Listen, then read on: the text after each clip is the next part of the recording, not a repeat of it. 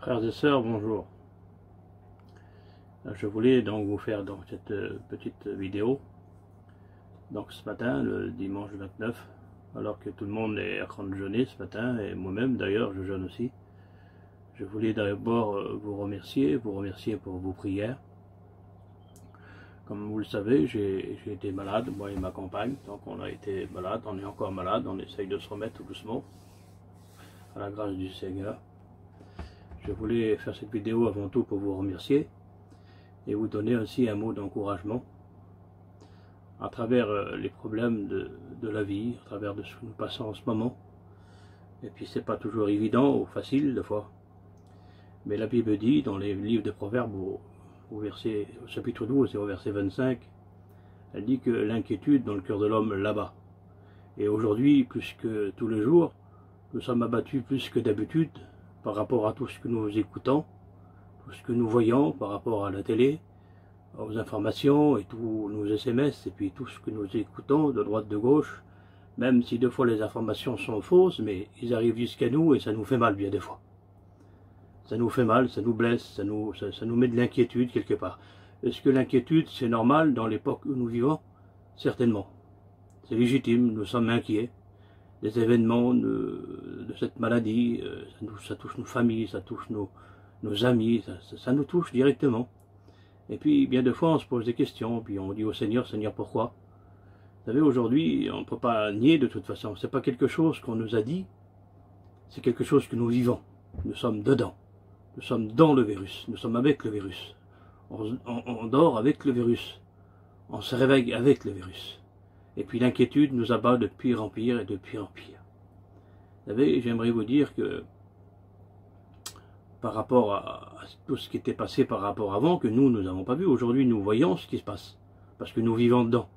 Mais tout ce qui s'est passé par rapport à avant, c'est-à-dire les pestes, il y a eu le choléra, il y a eu aussi la grippe espagnole, et puis il y a eu tous ces cas-là que nous, on n'a pas connus, mais on a écouté parler, et puis ça a fait du mal autour de personnes, et beaucoup de gens ont été touchés par rapport à ça. Eh bien, nous avons écouté parler de ça. Mais aujourd'hui, on n'écoute pas parler. C'est que nous vivons cet instant. Cette inquiétude vit avec nous. Nous vivons avec l'inquiétude. Mais n'oublions pas que notre Sauveur, Jésus-Christ, a dit « Je serai avec vous tous les jours, et ça jusqu'à la fin du monde. » Et ça, nous ne devons pas être inquiets de ce côté-là, parce que nous savons que Jésus-Christ est le Tout-Puissant, et c'est celui qui peut nous aider à travers cette épreuve. Malgré les choses qui sont passées, même dans la Bible, que nous voyons. Vous savez, lorsqu'on voit dans le livre de la Genèse, avec Adam et Ève, la plus grande épidémie qui s'est passée à cette époque-là, c'était Adam et Ève, c'était la première épidémie qui s'est passée, c'était la première des premières, c'était lorsque Dieu avait dit à Adam et Ève ne pas manger le fruit, et que Adam et Ève ont mangé quand même le fruit, et puis ça a provoqué chez nous, le péché est envahi, jusqu'à aujourd'hui, le péché est envahi, et puis par rapport au péché qu'Adam et Ève ont commis, par rapport à la faute, aujourd'hui nous sommes suivis encore de ce virus. Est-ce qu'ils ont trouvé un remède par rapport à ça? Est-ce qu'ils ont trouvé un vaccin pour aplanir ou guérir ce virus? Non. Non, non. Le seul vaccin qu'on a pu trouver, c'est le sang de Jésus-Christ purifie de tout péché. Le péché était lancé, et jusqu'à aujourd'hui encore, le péché est lancé. Et le seul qui peut réparer s'appelle Jésus. Et on continue encore avec Noé, le bateau, le déluge par l'eau. Et puis vous savez que Noé, à travers cette épreuve, a perdu tout le monde, toute sa famille, tout son entourage, à travers le déluge. Et puis encore plus loin encore, on voit par rapport aussi à Abraham et son neveu Lot, qui se trouvaient devant cette ville qui a été détruite par Dieu, Sodome et Gomorrhe. Et c'est fut aussi une grosse catastrophe que nous, on écoute par rapport à la Bible, mais qu'on n'a pas vécu directement. Mais aujourd'hui, nous vivons cet instant. Nous vivons. Et puis on voit aussi par rapport même à Jacob et les 12 tribus d'Israël. Nous voyons par rapport à ça les famines et puis tout ce que ces hommes ont vécu par rapport avant nous encore. On voit aussi que le peuple d'Israël qui était en esclavage en Égypte, pendant toutes ces années qu'ils ont connu les pestes, qu'ils ont connu les maladies, qu'ils ont perdu leur famille, qu'ils ont passé par des catastrophes terribles. Et malgré tout ça, ils n'ont pas perdu espoir que Dieu pouvait venir les aider un jour. Et puis on connaît l'histoire. Un jour Moïse apparaît parce que Dieu avait envoyé Moïse pour libérer son peuple qui était en esclavage en Égypte. Et puis nous voyons par rapport à ça, eh ben, eux aussi encore, ils ont connu les 10 plaies d'Égypte. Ils étaient non pas exempts de ces plaies, ils étaient à l'intérieur, ils étaient avec eux, ils étaient dans les plaies. Ben, malgré tout ça, à travers cette épreuve, même quand Dieu les avait confinés à rester chez eux, pendant que la mort passait, Dieu les avait encore gardés. Et encore dans cette épreuve, par rapport à tout ce qui se passe autour de nous, nous savons, frères et sœurs, que nous avons un grand Dieu, et puis nous savons en qui nous avons cru, et puis nous savons que Dieu peut nous garder, mes frères, peut nous garder, parce que nous faisons confiance au Seigneur Jésus. Faisons-lui confiance. Vous savez, hier ils étaient esclaves, et le lendemain est venu, et puis il allait la libre. Ils n'étaient pas seulement libres, ils étaient riches. Ils n'étaient pas seulement riches, ils avaient Dieu avec eux. Et lorsqu'on voyait, ils étaient conduits par Dieu. Ils étaient esclaves, et puis d'un coup, ils sont plus esclaves, ils sont libres. Ils ont le droit de faire ce qu'ils veulent, ils ont le droit d'aller où ils veulent. Ils peuvent faire comme ils veulent, et en plus, ils sont conduits par Dieu. La nuée les conduisait.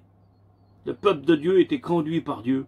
Et nous sommes, laissez-moi vous dire, ce matin j'aimerais vous dire, nous sommes conduits par Dieu. Nous sommes dirigés par Dieu. Laissons-nous conduire par le Seigneur. Bien que cette épreuve est dure, bien que le diable nous rattrape bien des fois. Vous savez, lorsqu'ils ont été libérés, le peuple d'Égypte, lorsqu'ils sont partis, libres, hein, ils étaient partis et puis avec toutes les richesses d'Égypte, dit la Bible. Ils n'étaient pas seulement libres, ils étaient devenus riches. Ils n'avaient plus besoin de travailler, ils avaient tout ce qu'il fallait. Ils avaient des brebis, ils avaient du bœuf, ils avaient tout ce qu'il valait. Tout ce qu'ils voulaient avoir, ils l'avaient. Et en plus, Dieu les conduisait. La Shekinah était avec eux. Ils conduisaient le peuple. Et un jour, on connaît l'histoire, ils se sont trouvés devant une situation terrible. La mer était devant eux, et l'ennemi était derrière eux. Oh, tout allait bien, hein. Ils faisaient comme ils voulaient, ils allaient où ils voulaient, tout comme nous, mes frères et sœurs, tout comme nous. On faisait comme on voulait, on faisait ce qu'on voulait. On allait dans la mission qu'on voulait, on faisait comme on voulait, on allait dans la réunion où on voulait, on allait dans l'église où on voulait. Mais seulement voilà, un jour, on est venu chez Moïse et puis on lui a dit, Moïse, l'ennemi nous rattrape et on va mourir. Laissez-moi vous dire que l'ennemi nous a rattrapés. Par toutes sortes de moyens, il a essayé de nous arrêter. Il a fermé nos églises. Il a empêché nos conventions. Il empêche bientôt nos missions. Et sachez une chose, mes frères, mes sœurs. Ne laissons pas le diable nous détruire. L'inquiétude peut abattre des personnes. Peut nous abattre.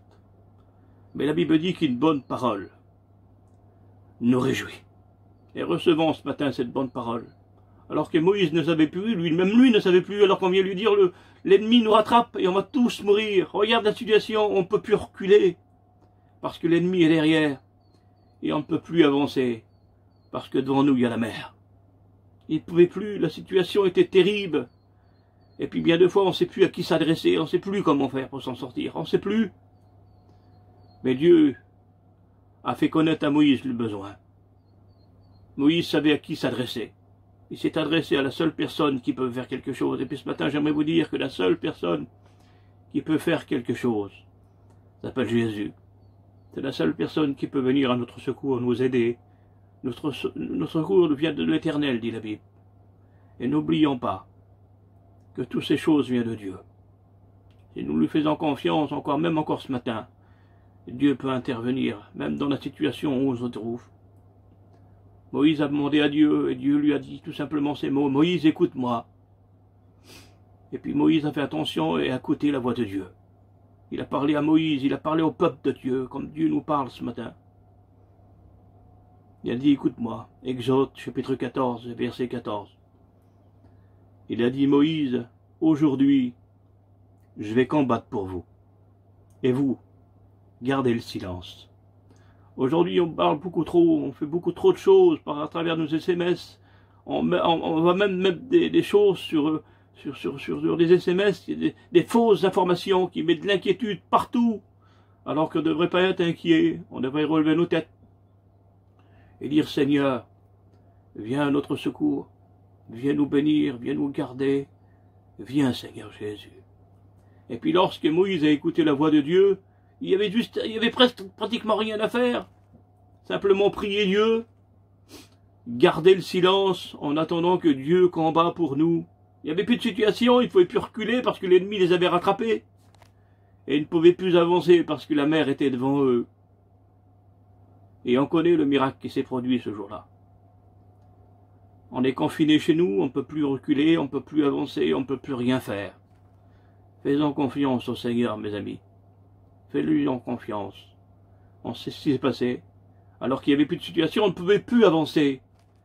Dieu est venu, a ouvert la mer, et puis on est de nouveau avancé. Non, mes amis, ce n'est pas fini. Dieu est avec nous. Et la Bible dit que si Dieu est avec nous, qui sera contre nous? Alors à travers ces quelques mots, mes frères, mes sœurs, j'aimerais vous dire merci. Merci de m'avoir écouté. Merci d'avoir prié pour moi. Continuez à prier le Seigneur.